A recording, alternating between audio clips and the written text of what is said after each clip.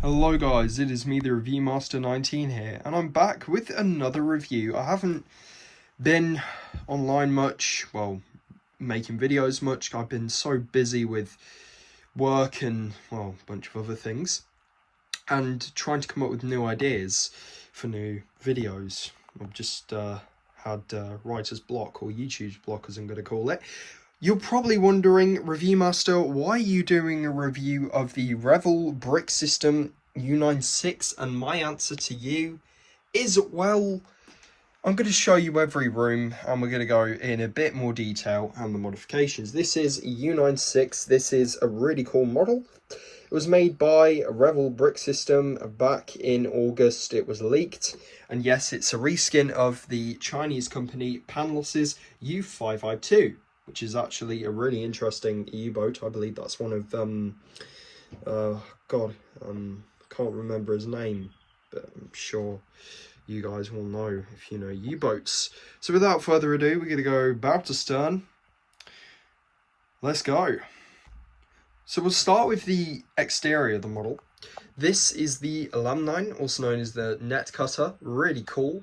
And I love the way that they've made this, and yes, you do have the string, which is the antenna wire for the receiving and then sending or receiving, and they do cascade down there as well, which is very nice.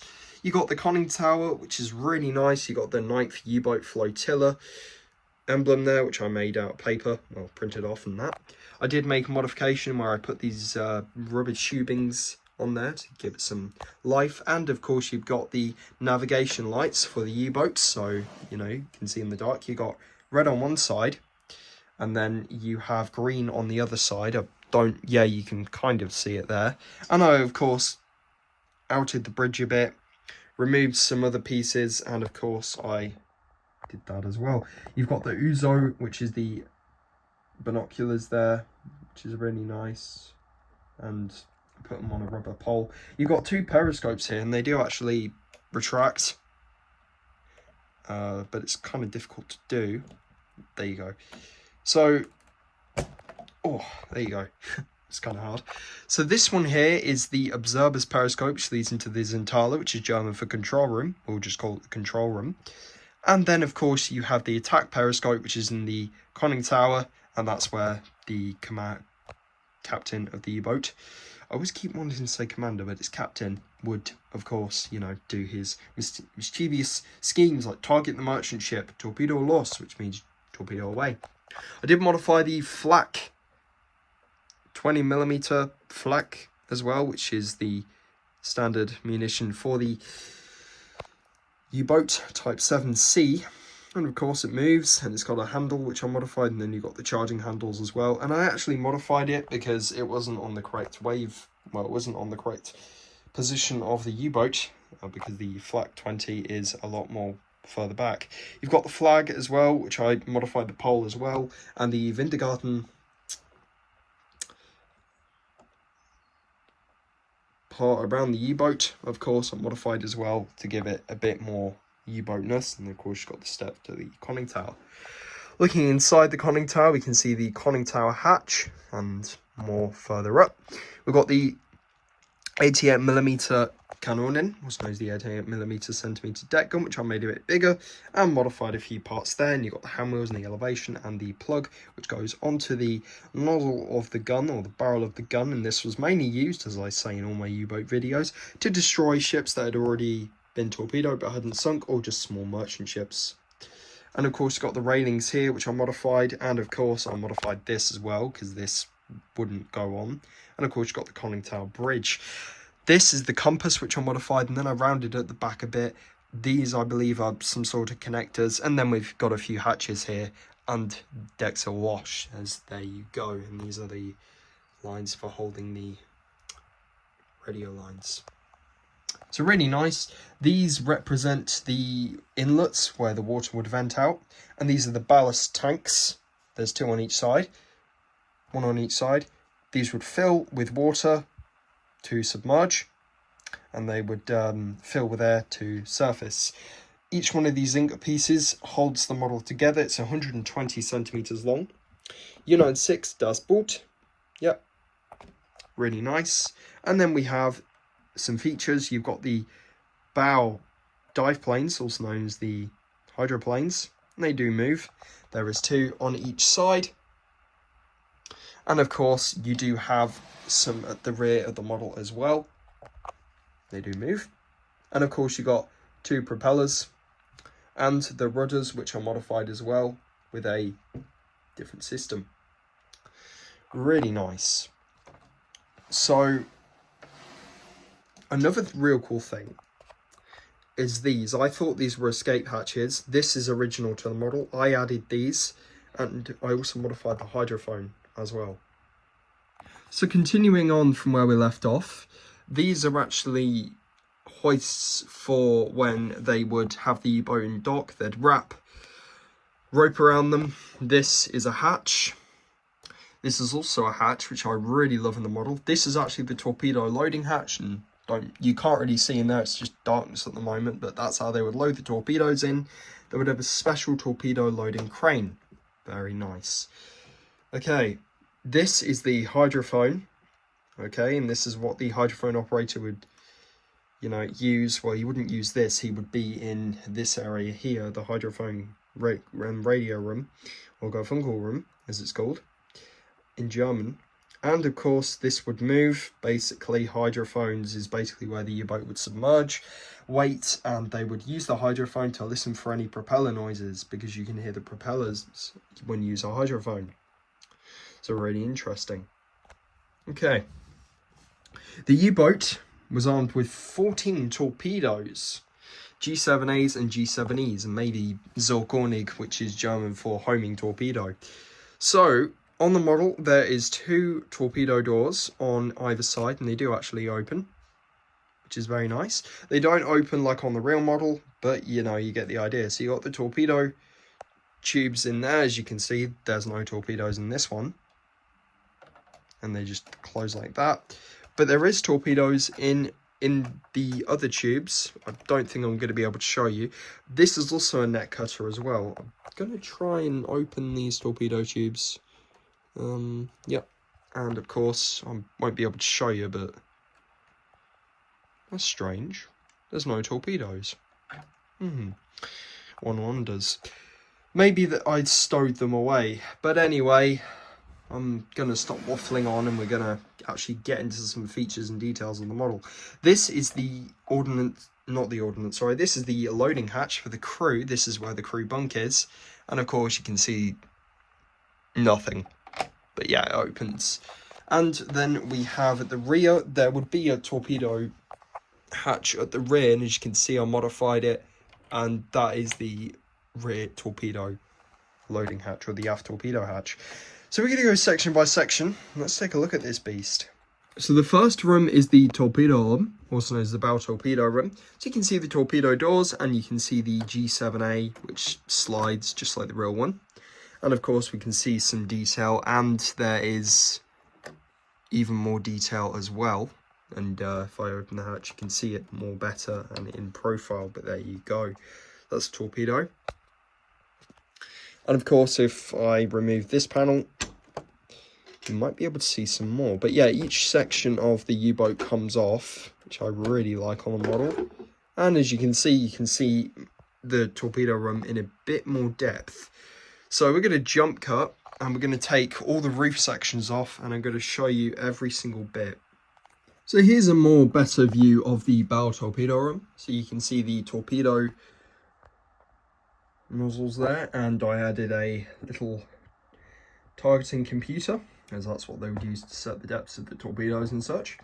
You got the torpedoes here, and of course I might be able to show you now. Actually, I don't think I will. So what we'll do is we'll just take a torpedo out of the tube. Yep, there's 6 in the model, but really cool.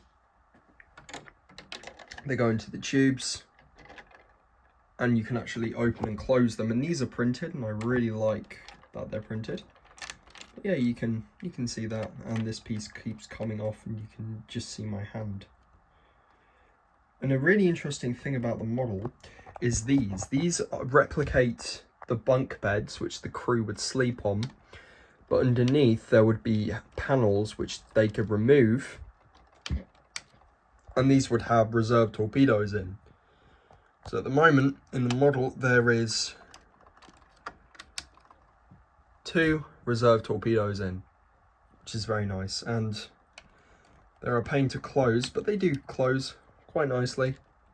But I always keep one bunk bed up for purposes of the model, because when you've got a torpedo loaded, it's kind of difficult to put them all back in. But yeah, as you can see, the torpedo doors, they don't behave. They don't behave, so to speak. And of course, we've got some more details. For example, you got a watertight door, you got a speaker, you got some pipes and whatnot, a valve, and of course you can actually open this door which leads into the next room. And of course it is printed, which is very nice. So the next room is, of course, oh, by the way, before we do that, I want to show you the torpedo crane. There you go. So there you got the sliding torpedo on the crane, which is cool. That's how they would actually hoist the torpedoes into the tubes, and then they would use some sort of circular device to crank the torpedo inlets or doors. So the next room is the petty officers' quarters. So, you know, they had 2 beds, or bunk beds or whatever. They got a little table, and then there were 2 heads on a submarine or a U-boat or a toilet, and there was only one really in use. I think it was this one or the other one in the cruise mess. Bearing in mind, you got 50 to 40 men living on a U-boat, so it gets very hot and smelly. This is the lounge for the crew where they would convene and eat. And of course, don't get confused, this is the hydrophone and listening room. So as you can see, I had to make some seats because it didn't come with some in the original model. And then you've got the radio room. That's where, you know, they'd had the Enigma and stuff. And then here's the captain's quarters, and he's got his own bunk. He's got his own bunk as well. He's the only one of the U-boat members who has his own bunk. So he has his own privacy, and this represents his curtain pole. He's got a little printed towel there. He's got some drawers and the radio, and as you can see some emergency lights. Many people don't know, but U-boats had 2 lights. They had white, which was, you know, when they were a normal operation, and then they had red. In no way, shape or form did they have blue lights. That's just for effect in movies and games and such. But you got another watertight door, which leads into the 3rd section, the Zentala, which is the control room. So these things here, there's actually 2 on the model which actually spin, which I love doing this. These are the ballast tank controls. So to fill in with water and submerge or air or whatnot. You've got a speaker here where the captain could speak, and then you've got the helmsman and the divesman controls. So these are the controls which they would use to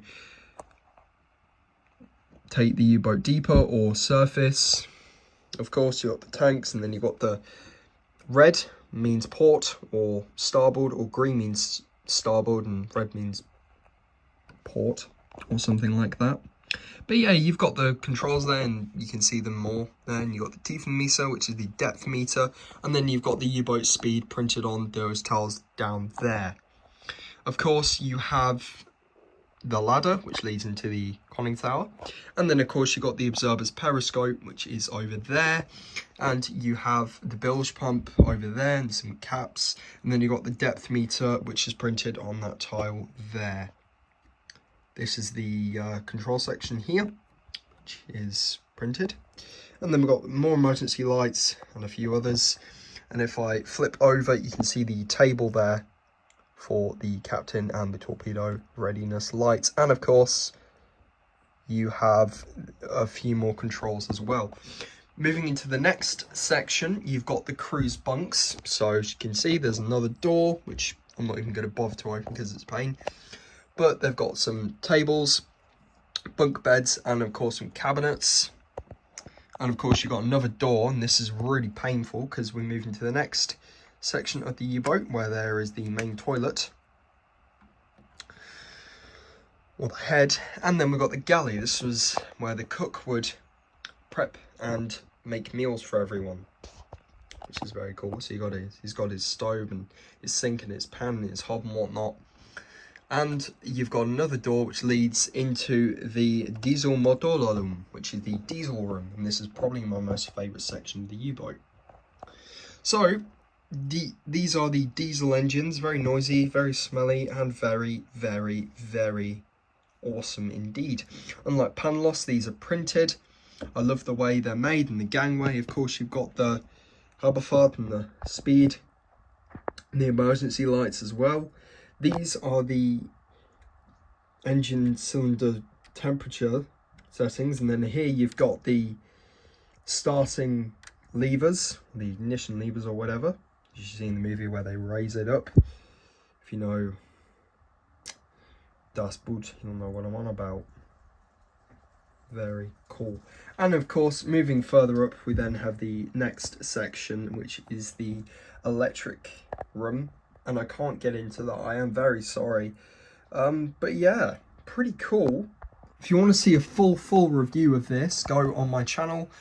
But this is just a little video of, you know, just the U-boat in general. I hope you enjoyed. Take care. Have a good rest of your day. I shall see you in the next video.